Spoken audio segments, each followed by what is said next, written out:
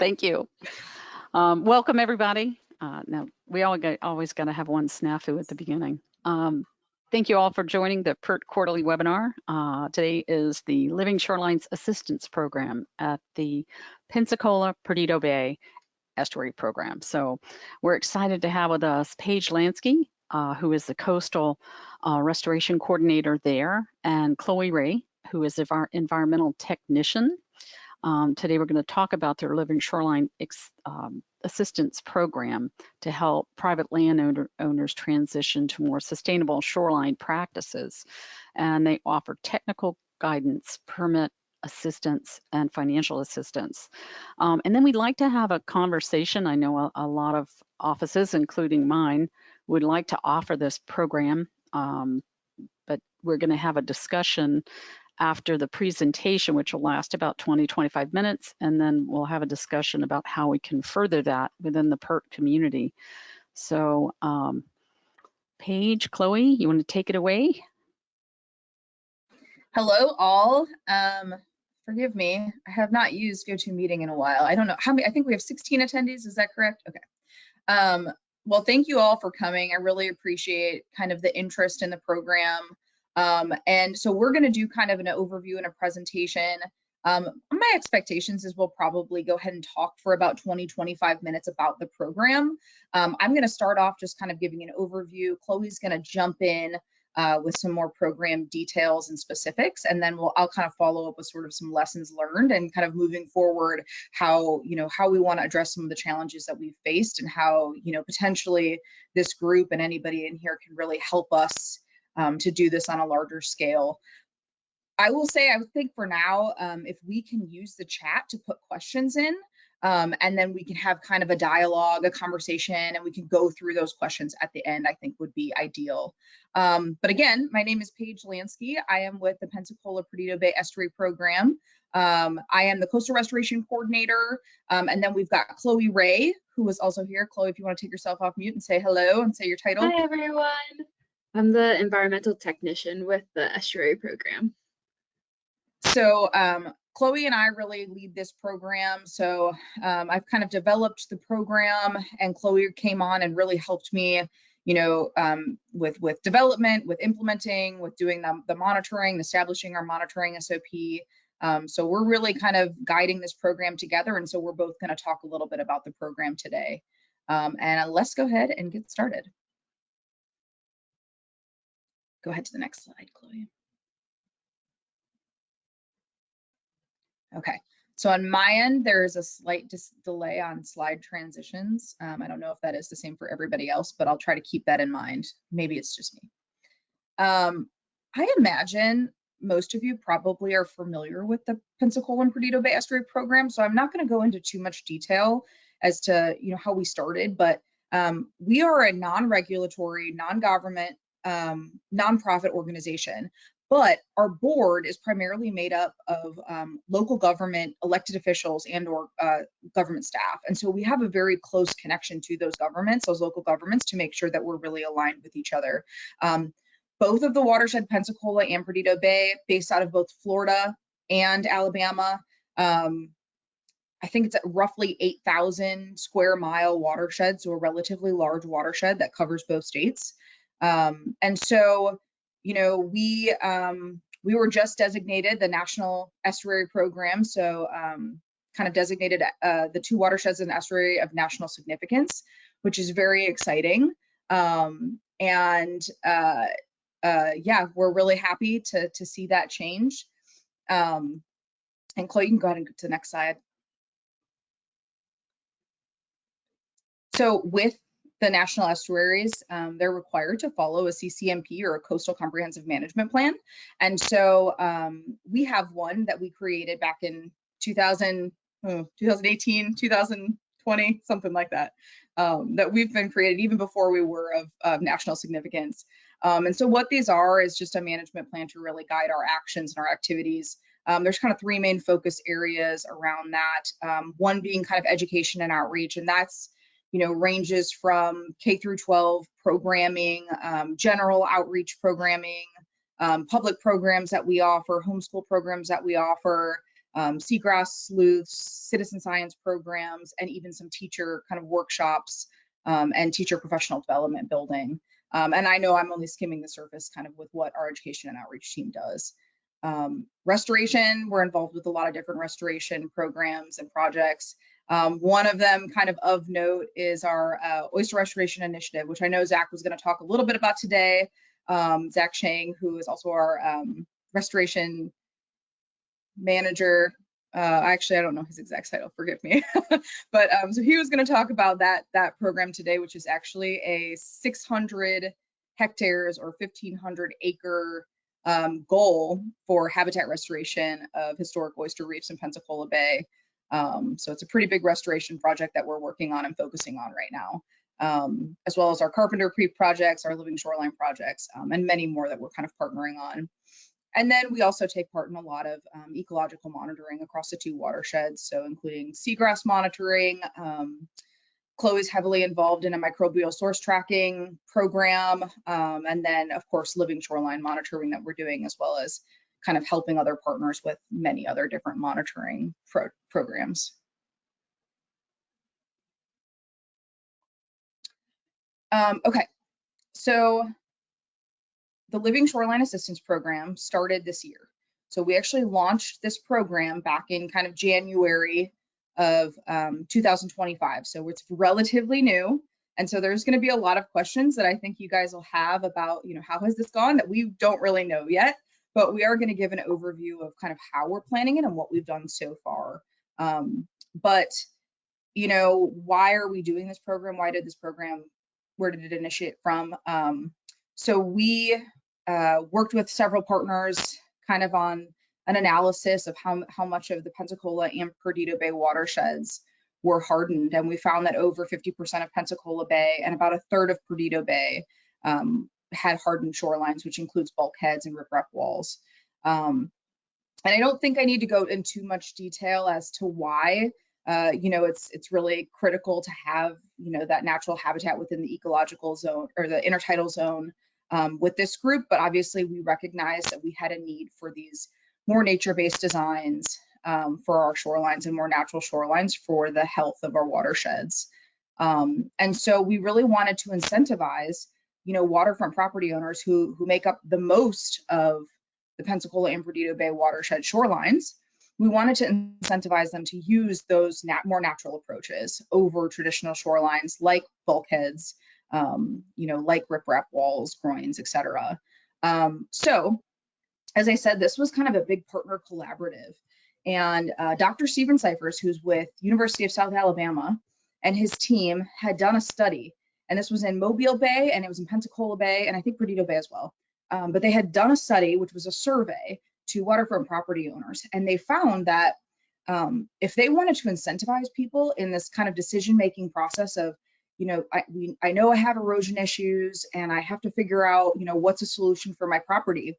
And if you can incentivize them with a very modest incentive, so I think what they laid out was potentially 10%. So 10% of the cost, if you can provide that economic incentive to them, they're more likely to choose. I think it was 40% of surveyed applicants were more likely to choose Living Shoreline with that very small 10% economic incentive. And so kind of knowing that, we applied for 2 NOAA grants, which I'll talk about in a second, to cover Pensacola Bay and Perdido Bay kind of separately, so that we could really offer that financial incentive for people. But another thing that we recognized was that, with that survey, with many other studies that were done, we recognized that kind of this, lack of knowledge and expertise was also going to be a big concern. And so, a lot of residential homeowners, when they reach out for a contractor because they're having erosion problems, as many of you probably know, most of those contractors are going to turn to those traditional methods just because that's what they've done before, that's what they use, that's what they have the most knowledge and experience around.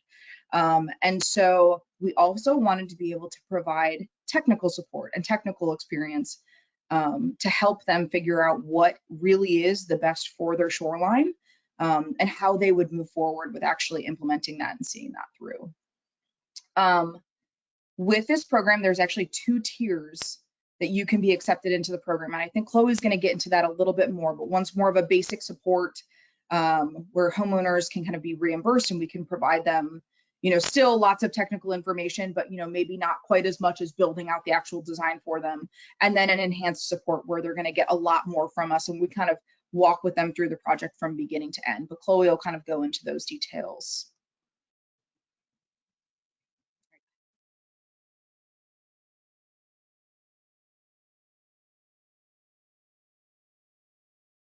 Please.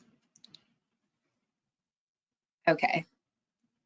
So we do have this program split up into 2 phases. One of the reasons is, as I said, these are actually 2 separate NOAA grants. And so because that funding is kind of set up that way, we sort of separated the 2 phases into the Perdido watershed and into the Pensacola watershed. Just to make tracking easier, but also because, you know, these communities are very different. The demographics between the 2 watersheds are actually very different, and how you reach and do targeted outreach for those communities is going to be very different. And so it's very beneficial for us to kind of separate those 2. These timelines are really only for, you know, targeted outreach and kind of implementation. And as many of you know, it may take more than a year to do implementation of many of these projects because of permitting and different delays. And so those are sort of loose timelines that we're kind of hoping to kind of stick to really for the engagement and the initiation process. I can't see who's on here. I'm not sure if Joe Taylor's on here or not at all, but Joe Taylor with Franklin's Promise. So although we are leading this program, we are working very closely with Franklin's Promise Oyster Corps, which is a program, it's a youth development program that started over in Franklin County. And they are kind of focused on restoration and conservation. And so we have a team in Pensacola. Now they've spread out of Franklin County and into Pensacola and surrounding areas. And so there's a team that helps us with our site assessments, helps us do monitoring of living shorelines, helps us actually build out materials for those shorelines, helps us do outreach, as well as implementation for any projects that we're going to be installing ourselves. Quickly. Okay, so as I said, 2 separate funding sources, both from NOAA, for roughly $2.5 million for the program. It's about roughly a 4-year program. Because this is a NOAA program and this federal funding, that also means that we have to get NEPA approval for these projects, for all of these projects. And so it's, you know, as on top of the state and federal funding, we also have to get NEPA approval. And how that has impacted our timeline, we don't quite know yet. We're not there yet to know. I think we'll kind of see, and we'll have to wait and see, kind of depending on current administration and, you know, staff NOAA capacity. But it's just kind of another factor to play out as we're thinking about the timeline of these projects. I think I will just add to, so for now, you know, that's the funding source that we're using. You know, the hope really is to make this something that's going to be sustainable and long-term. And so kind of in 2027, you know, once we've had a couple years of this program, kind of as we've developed it and with the work plan that it has now, we're going to reassess and kind of adaptively manage and figure out how we can make it something that's more sustainable and look for that more sustainable funding. So this is not a one-man effort. This is a big collaborative effort with a lot of program or a lot of people and a lot of organizations that have helped guide this. So I just wanted to kind of shout out some of the partners who've been involved with this program. Troy University, Dr. Boyd and Dr. New are working on or have almost completed the Living Shoreline Suitability Model for the watersheds to kind of help guide us on where our priority areas should be and where we should be focusing. A huge shout out to Eric Sparks and his team at Mississippi State University. They have really guided us in the development of our program, as well as helping us through the process of this program, how we would select candidates, how we would, you know, design and build out designs, you know, carry out site assessments, monitoring, etc. So Eric and his team actually have a very similar Living Shoreline cost share program. It operates a little bit differently, and what they're funding for is slightly different, but you have that experience over in Mississippi and Alabama, and they have a lot of knowledge about, you know, what's the best way to do outreach and what's the best way to kind of set up your designs. And so they've been very helpful to us. So we're grateful for that. And as well as many other partners who've helped us out. We're going to talk about this a little bit more detail sort of towards the end. But with this grant, with these two grants, Santa Rosa County, Florida, and Orange Beach, City of Orange Beach, Alabama, are both sub-awardees to build greenhouses or nurseries to actually grow the emergent coastal plants that we're going to be needing for implementation of these projects. But we'll talk about that a little bit more. And with that, I think that is basically it for kind of introductions. Unless you can think of anything I missed, Chloe, and feel free to just add it in. But I'm going to go ahead and pass it off to Chloe, and she's going to tell us very specifically about the program and the process. All right, guys, so I'm going to go ahead and hop into program eligibility. So we are offering this program to landowners within the Pensacola and Perdido Bay watersheds that are experiencing erosion along their waterfront. So these applicants can be either individual landowners, groups of adjacent landowners, or community associations like HOAs. We're currently working in the Perdido watershed, like you saw on that timeline earlier, but in August, we'll be expanding out into the Pensacola watershed. So like Paige mentioned, we have 2 tiers of support. Our first tier of support is basic. So for this, we'll conduct site visits to the applicant's property, offer lists of local marine contractors that have experience in living shoreline installation. We'll give them permitting examples and templates for submitting to the proper permitting agencies. We'll provide guidance on design and give feedback on proposed designs from the contractors / applicants. We also have a cost reimbursement up to a certain amount for material costs. And if y'all are interested on the specifics of that, it's in our program guide on our website. We also will perform post-installation assessments to make sure those design requirements are met, and then perform a minimum of 1 year of quarterly monitoring. For our advanced support, we're going to be offering that to a very select number of applicants, but we'll offer all the things that were mentioned previously in the basic support, except that we'll almost act as the contractor. So we'll serve as the permitting agent for the project, create those designs in tandem with the applicant, as well as work with our Oyster Corps partners to actually perform the installation of the living shoreline itself. And so we've gotten 34 applications so far. And so one of the things we were thinking about is how do we actually, make sure we're picking out applicants fairly and objectively. And so we've created a scoring rubric that takes into account priorities that we're looking for in applicants. So some of these priorities include feasibility of design implementation. So how hard is it actually to access the shoreline? What kind of barriers are we going to face during install? We're prioritizing natural solutions over more hybrid solutions. So we want to focus on things like oyster reef balls, plantings, and biodegradable solutions like coral logs. We're also looking at community benefits. So how many people are accessing that waterfront and benefiting from that in that way.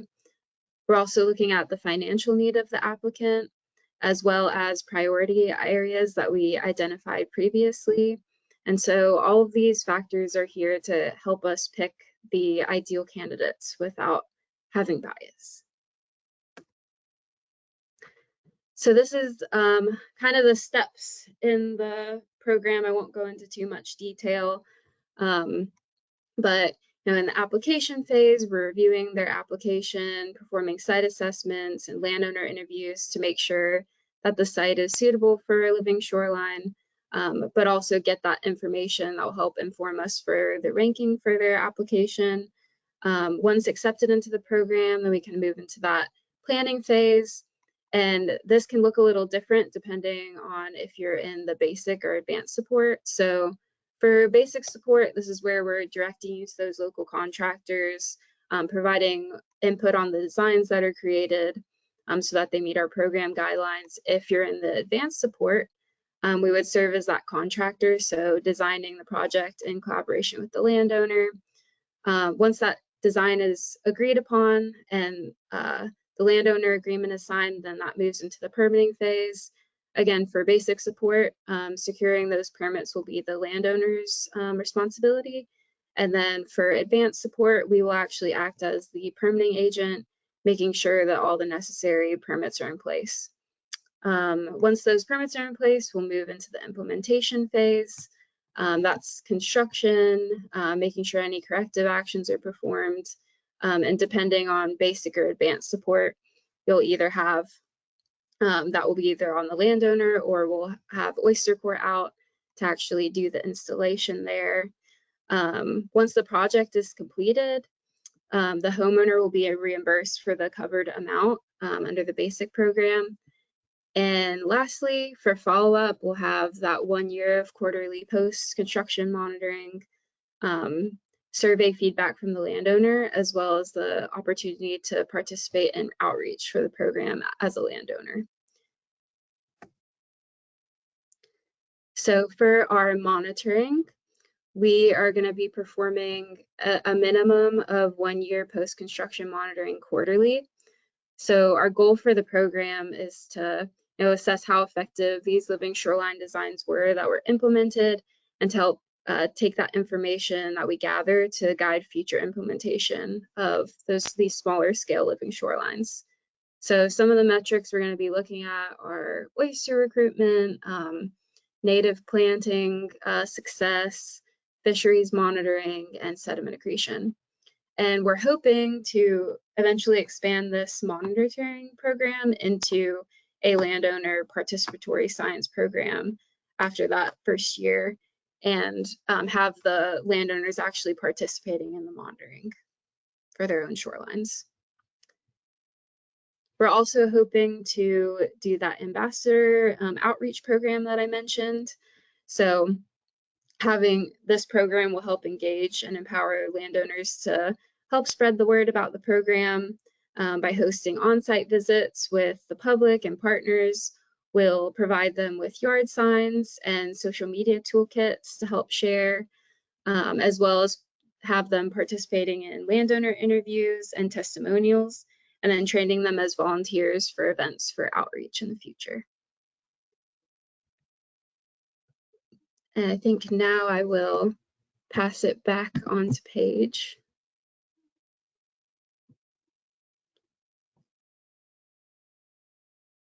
So far we started in kind of January, February. We did our first open house in the Western Perdido watershed. So we are starting in Alabama, Western Perdido watershed.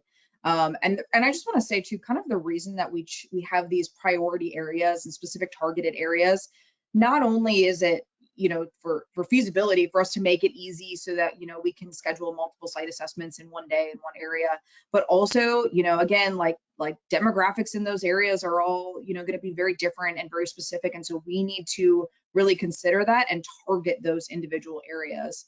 And so I don't know if anybody's familiar kind of with Alabama, but we kind of started in Perdido Beach, Lillian area in that Western watershed.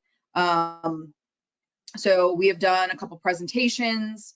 We've done some open houses, as Chloe kind of mentioned. So those open houses are really specific. This is a time for homeowners to come in and talk about their property. And that is really important for them to be able to, lay out what their concerns are, lay out what their interests are, and to learn about the program and what we can offer, and make sure that those two things are really aligned. So we've done 4 open house workshops, put out flyers. We're in kind of an area that is very word of mouth, at least right now while we're in Alabama. Like a lot of the information and news kind of spreads via word of mouth. And so, where some places flyers may not be effective, actually they've been pretty effective here, as well as, social media posts and working with our partners to get out, kind of create social media toolkits and things like that. And then, also going to tabling and outreach events like that. So trying to kind of have as much broad range of outreach as we possibly can to engage with the community. You know, so far it's really working for the amount of applicants that we are able to take and process at a time, with me and Chloe mainly being the two leading this program, you know, and with the, I think she said 34 applicants that we've gotten in so far, and still there's a lot more interest on top of that maybe haven't applied yet. So those two things are really working out well for us. And you can just kind of see some of the other metrics that we've had so far with 35 applications, and we've done so far about 18 site assessments. So that's the site assessments, again, are essentially we're going out to the property, collecting whatever data we need to build out the designs, and then we will sort of take those designs, our recommendations, and build out reports for the property owners. And so that's where we are in the process right now. We've done these site assessments, and we are working on building out those reports, which have kind of template, you know, permitting, which have kind of that design laid out. It's kind of the selection of whether they were chosen for that reimbursement funding, whether they've been chosen for implementation, or whether their project does not fit for a living shoreline at all, which has been the case with multiple properties that we've done. So that's kind of what that report is laid out, and that's what we're working on right now. Okay, so let's talk lessons learned. Again, we, you know, haven't actually done any implementation of any projects yet for this program, so we're going to learn a lot more as we go along, but there's already quite a few kind of challenges that we've come across and lessons that we've learned. Like I said, we're in the designing stages for that first round of Western Perdido watershed, but we have already kind of recognized that, you know, there's going to be some common challenges that we see down the road. And I know this is one that many of you guys talk about all the time in the PERT group, so I'm not going to go too much into it.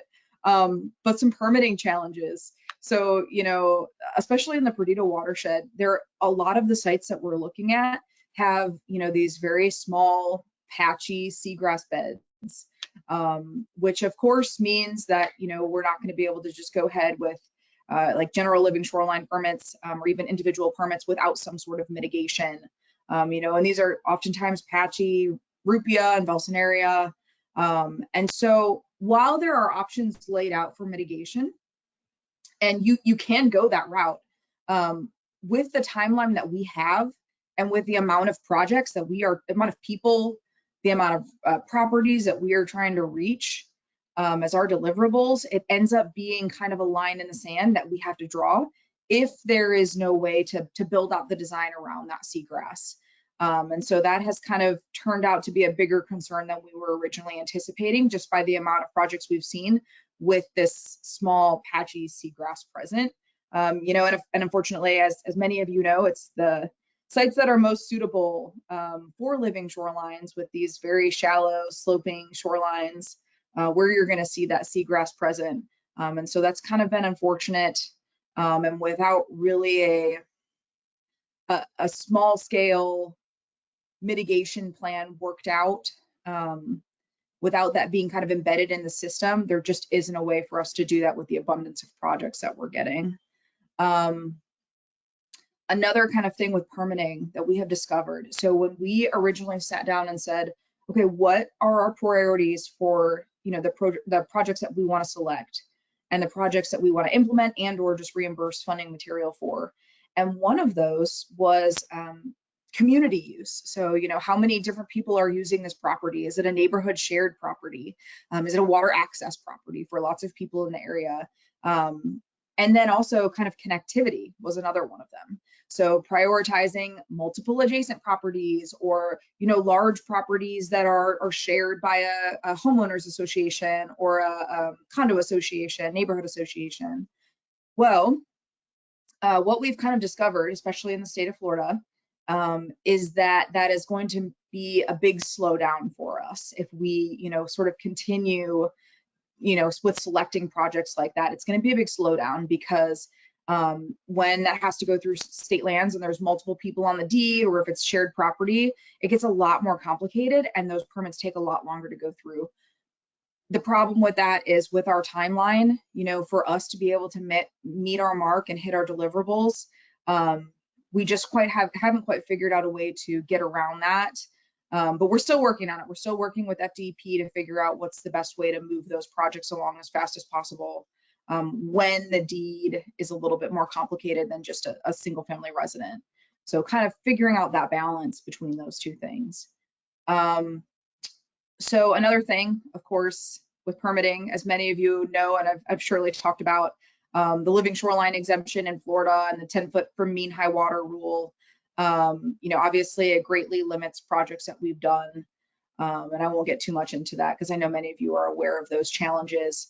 But, suffice it to say, all of this to say is it's really been a balance between kind of looking at our priorities, connectivity, ecological benefits, all of these things, as well as balancing out feasibility and what we can actually do for this program. And so we've had to kind of walk that line and that balance to make sure that we can meet our deliverables, we can actually see through these projects, we can actually, create these community ambassadors and get as many living shorelines across the areas we can in the time that we have, while still kind of looking at those priorities as well. So that has been a balancing act for sure. So another thing that we've discovered, which is really interesting, when we come to almost every site assessment, there is this desire for natural shorelines. People really like the aesthetics of salt marsh plants, and they like the aesthetics of natural shorelines. But there is this stigma that is kind of a large scale misconception in the area that we didn't really know existed at the time. But a lot of people will say, I want a living shoreline, but I don't want anything that can grow oysters. I do not want oysters on my property. And part of that is safety. They might have kids running around on their property and swimming off their docks. And so they want to make sure that they have a very safe environment, which usually, we can work around well. But another part of it is this big misconception that oysters are very dirty. And they create an environment that produces and spreads Vibrio. And so, it's just a very wide scale community misconception that we're having to kind of work around. And so it's meant kind of taking a step back and saying, okay, what sort of large scale oyster restoration outreach do we need to do, in these communities? And so far we've kind of taken it by individual at each site assessment. But especially as we move over into Pensacola Bay watershed, it's something that we're going to be kind of tackling on the forefront and doing that, the wide scale oyster restoration education in tandem, with the outreach for this program, so we can kind of defeat some of those misconceptions. Because it's really tough when a lot of people are excited about a living shoreline, but say don't put anything that will grow oysters, and you're in a place that almost anything other than, the plants themselves will grow oysters. So it makes it a lot more challenging. And then I think kind of the last thing, which, it's kind of a combination of all the things we've talked about, but, we want to incentivize folks to install living shorelines or hybrid shorelines instead of those traditional methods. And we want to create a network of ambassadors that can show the community and have demonstration sites to say this is an option. But we also need to, we need them to be relatively successful, and we need our applicants to be very happy, with how those shorelines result. And so there's a lot of applicant feedback that has to go into it. And so you've got a lot of different private properties that want pocket beaches as part of their living shoreline, or they want, groins as a section of their living shoreline. And so there's a lot of these, you kind of have to balance having these, the landowners' needs and their desires and their preferences with, what the priorities and the requirements that we've set up with this program to make them ecologically beneficial, as well as the most beneficial for the community. And so that can be a balancing act, because you want everybody to be very happy with the project that you've done, but you also really need to set expectations high early on.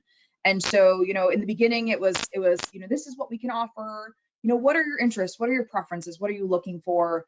And so we've kind of shifted that. And now we have to really focus on setting those expectations up early on. You know, we are not offering pocket beaches. We cannot pay for materials for groins. We cannot pay for materials for you to put sand fill for a beach on your property. And so on the forefront, you know, setting those expectations as early and often as you possibly can has been a little bit more beneficial in kind of navigating that balance of keeping people happy, so that they can kind of spread the message about the program, but also, you know, setting out the goals that we wanted to set out with this program. And yeah, I think that's probably the last thing we'll talk about. We have had, you know, other minor challenges, but those are the biggest ones. And then this one, I just want to go into a little bit more detail. So for anybody in the Panhandle, you know, I'm kind of coming from the Tampa Bay area, and we had a Bay Grasses and Classes program. I know CBA has a Bay Grasses and Classes program as well up in the Panhandle, and several other organizations do. And so, you know, I was kind of coming from a position where I had an overabundance at time of plants, of coastal emergent plants. And then we also had, you know, 4 or 5 different nurseries that we could turn to in need of emergent, you know, marsh plants, that we could buy plants from down in South Florida. Up here in the Panhandle, while some of those nurseries used to exist, they do not exist any longer, and probably because the need wasn't there at the time. Well, the need is definitely here now, and those nurseries haven't quite, you know, whether it's education, whether they just don't have the incentives to start growing those plants, whether it's just not consistent enough. We're not quite clear about that. What is the real reason? I think there's a lot of sort of, you know, guesses about why that is, but we don't exactly fully understand why those nurseries haven't gone back in and start growing those emergents, even though the need is there. And maybe that's just building out the infrastructure is just too expensive. But we sort of have this never-ending need of plants because, you know, our deliverables, you know, are calling for, you know, 20 shorelines in one watershed and 10 shorelines in another watershed. And kind of looking at the average size of these shorelines, you're looking at, you know, 90 to 100,000 plants, emergent plants based on the design for those shorelines. And so there's this never-ending need for these coastal emergent plants, and that's kind of just the bare minimum. So like I mentioned, we are coordinating with the City of Orange Beach and Santa Rosa County, and they are building out these nurseries and these greenhouses. Obviously, that process takes longer than we anticipated it, so we're still kind of waiting for the build out of those structures, which is going to mean even longer for actually getting those plants large enough to be established, and those rhizomes, the rhizomes to be large enough to be able to do, you know, bare root plantings. And so, you know, we've really been thinking a lot about, you know, how can we create some sort of network across the Panhandle, even not even just in our area, but how can we work with our partners to establish this large scale network, not only to like reach out to nurseries to understand that the need and the desire is there, but also to work with people, private homeowners who might have space, to work with school groups, community groups that have community gardens and have space to put wetland nurseries. As we were kind of working with Mississippi State University, we've kind of explored, you know, potentially the option of seeing if there is a way to establish something like what Mississippi State did, which was a native plant producer network. And so they actually got funding, which I believe has unfortunately been pulled now. It was federal funding. They got some federal funding to start this native plant producer network, and they would actually fund schools and or you know, private residents that had property, or, you know, whatever community groups. They would fund those schools with the materials, or those groups with the materials to start up these living shoreline, I'm sorry, these native plant nurseries and or greenhouses. Unfortunately, that funding has been pulled, but I do think it's a really good model, and there was so much interest and so many people who wanted to be involved in this.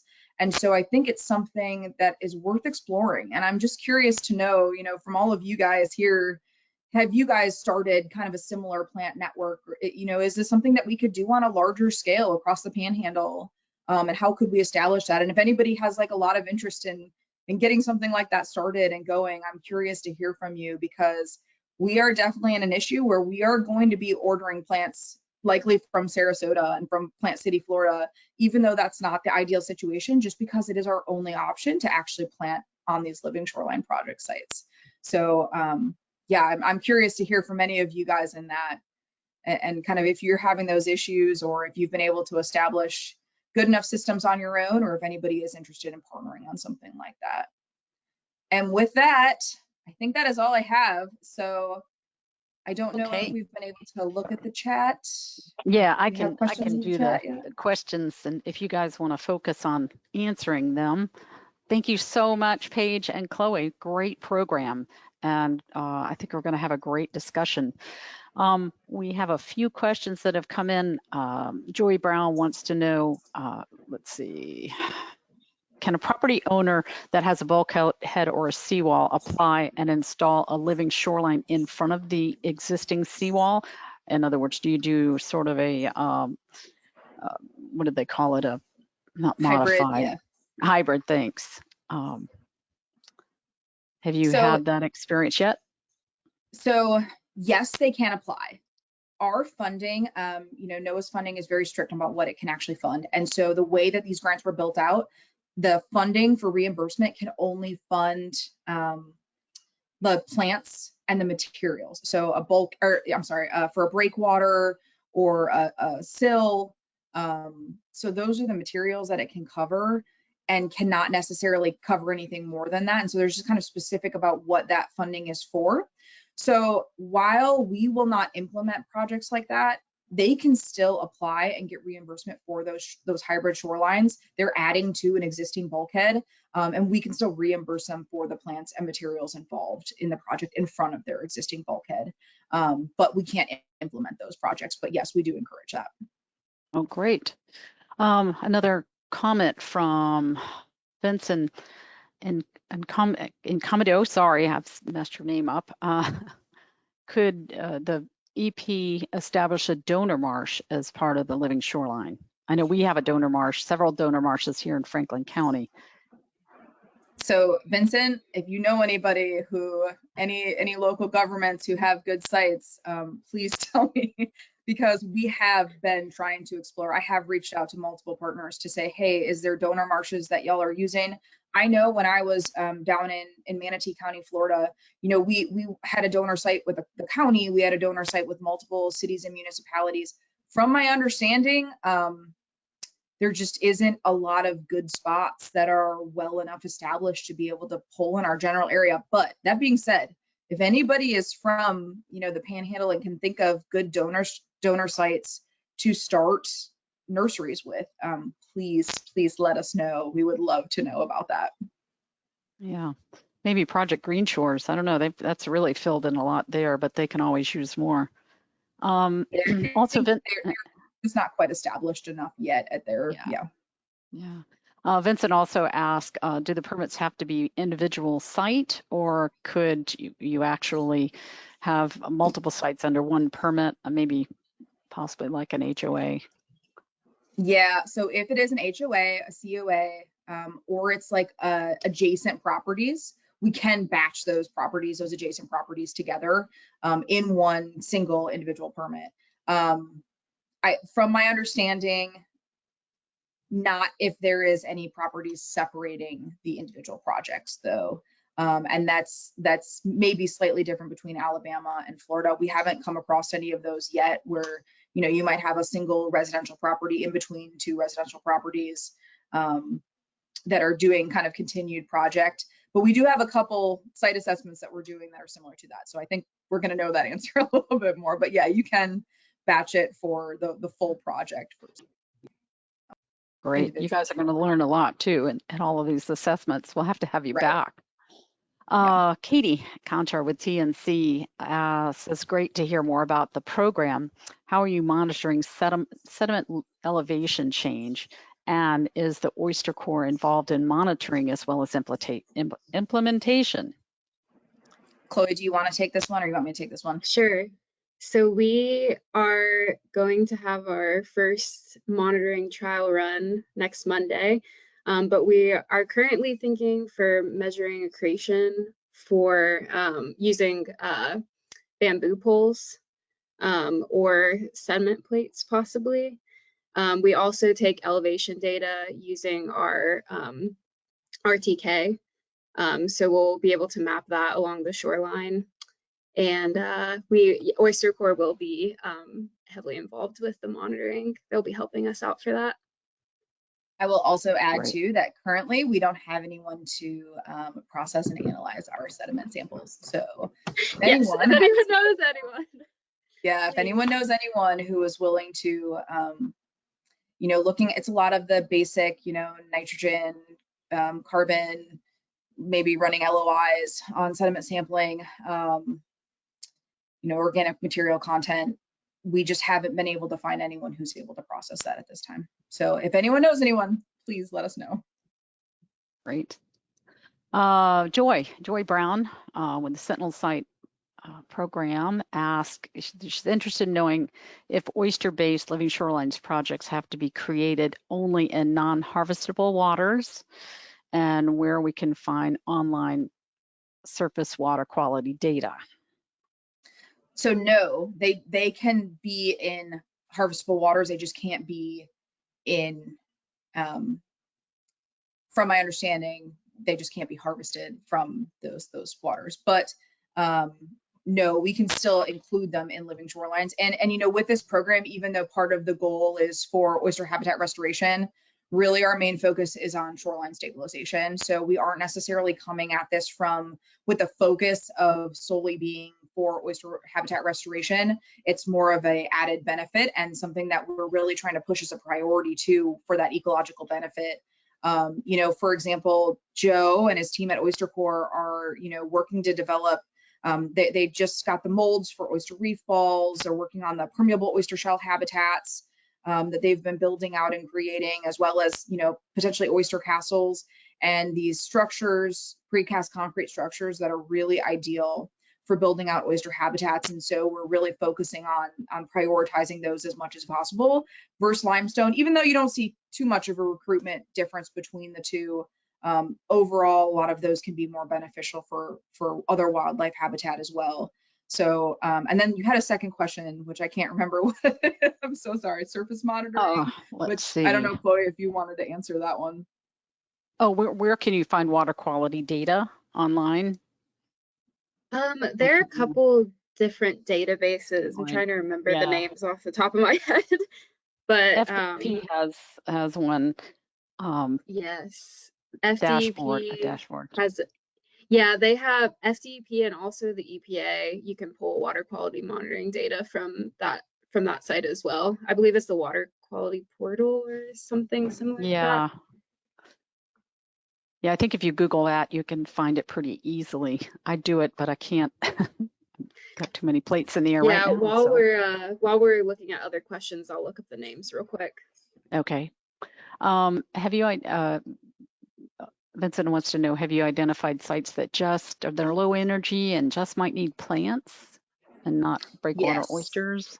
Okay. Yes, and we have gotten feedback from NOAA that's really like those low hanging fruit are for feasibility purposes, for timeline purposes, and you know, for their, you know, there's different interpretations of what is a living shoreline versus a hybrid shoreline.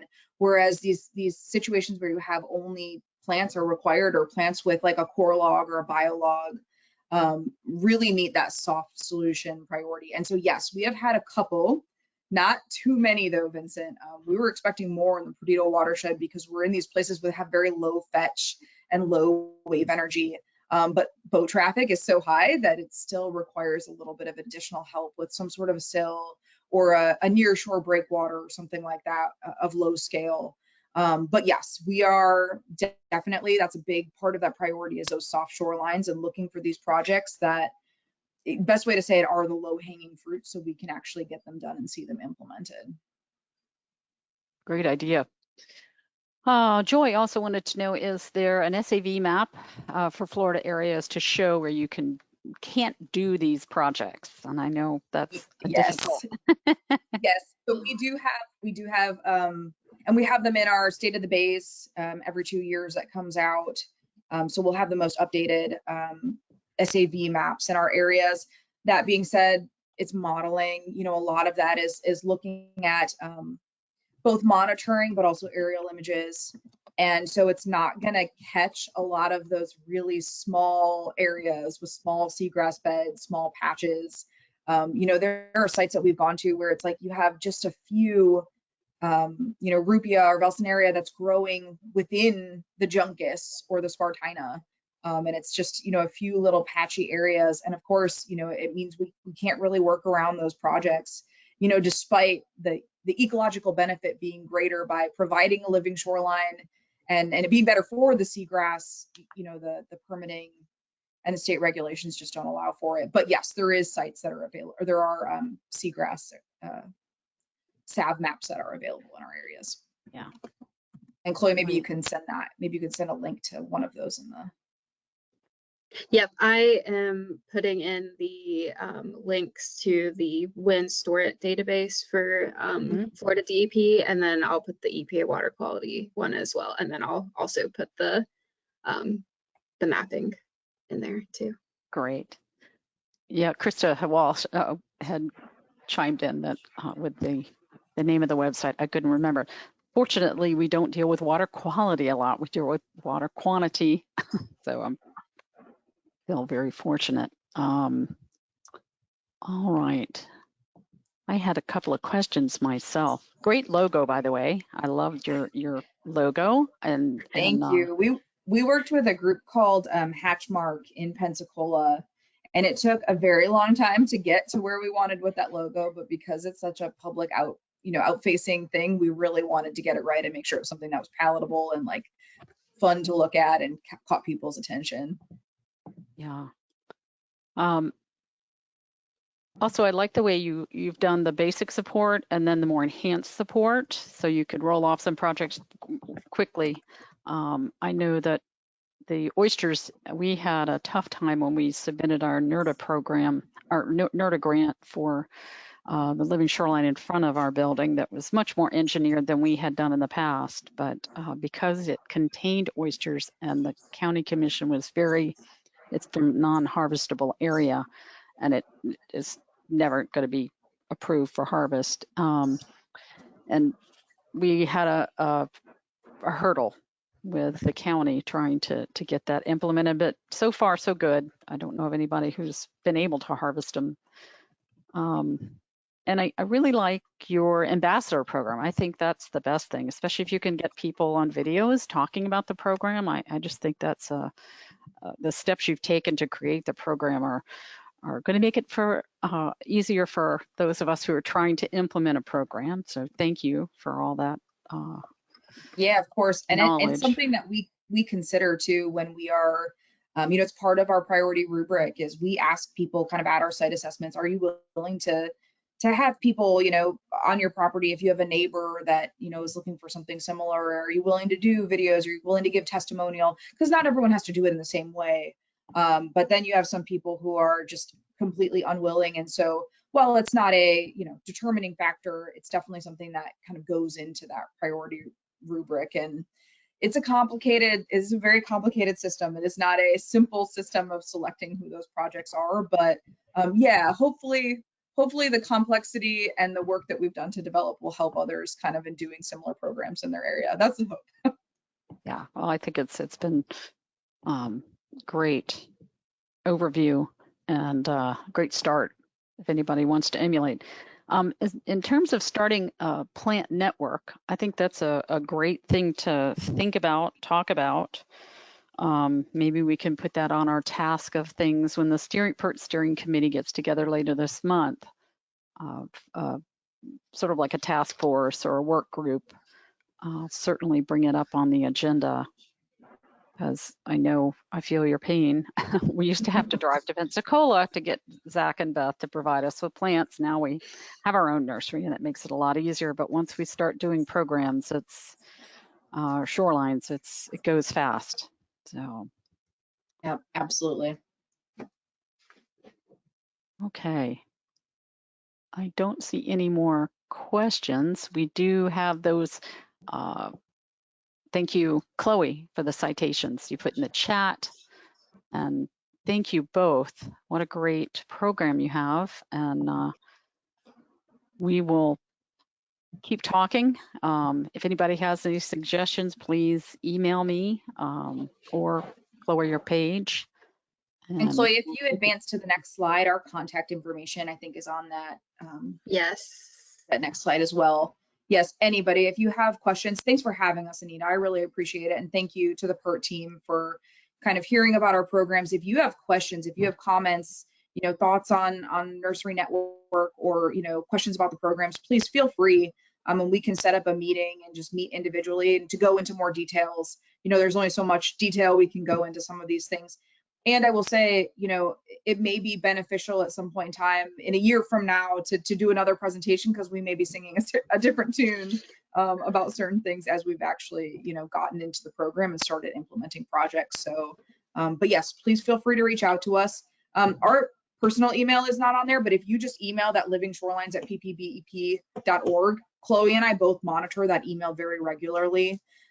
So please feel free to contact either of us through that email, and then we can get back to you. And yeah, we're willing to set up a meeting. We'd love to hear from others who have done this or who have ideas. So yeah, thanks so much, you guys, for having us. Yeah, thank you, Paige and Chloe. We really appreciate it. And thank you all for joining us. We will let you have a couple of minutes back, and we really appreciate everybody's participation. And this webinar is being recorded. I'll send out a link to the recording when we get it up. All right, thanks so much, everybody. Thank you.